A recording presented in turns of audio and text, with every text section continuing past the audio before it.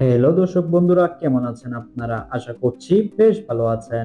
সাকিবের কাছে ক্ষমা চাইতে লজ্জা নেই, সম্পর্কের নতুন মোড় অপু বিশ্বাসের। টলিউডের আলোচিত জুটি সাকিব খান ও অপু বিশ্বাসের সম্পর্ক নিয়ে ভক্তদের কৌতূহলের শেষ নেই। দীর্ঘদিন মান অভিমান, দূরত্ব ও ভুল বোঝাবুঝির পর এবার নতুন এক ঘটনা প্রকাশ্যে এসেছে। জানা গেছে সম্প্রতি অপু বিশ্বাস তার কিছু ভুলের জন্য সাকিব খানের কাছে ক্ষমা চেয়েছেন, যা ইতিমধ্যেই শোবিজ অঙ্গনে আলোচনার ঝড় তুলেছে।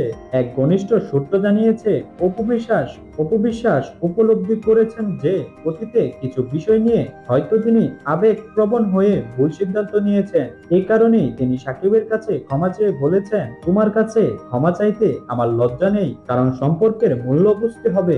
অপুর ক্ষমা চাওয়ার বিষয়ে সাকিব খান এখনো কোনো প্রকাশ্যে মন্তব্য করেননি, তবে ঘনিষ্ঠ জনদের মতে সাকিব বিষয়টিকে ইতিবাচকভাবেই নিয়েছেন। তিনি সবসময় চাইতেন তাদের সম্পর্ক স্বাভাবিক থাকুক, বিশেষ করে তাদের সন্তান জয়ের ভবিষ্যতের কথা ভেবে। অপুর এই বক্তব্য ঘিরে গুঞ্জন শুরু হয়েছে, তাহলে কি সাকিব অপু পুরনো সম্পর্ক আবারও জোড়া লাগতে চলেছে? যদিও এ নিয়ে এখনো কোনো আনুষ্ঠানিক ঘোষণা আসেনি, তবে তাদের ভক্তরা এই সম্ভাবনায় বেশ উচ্ছ্বসিত।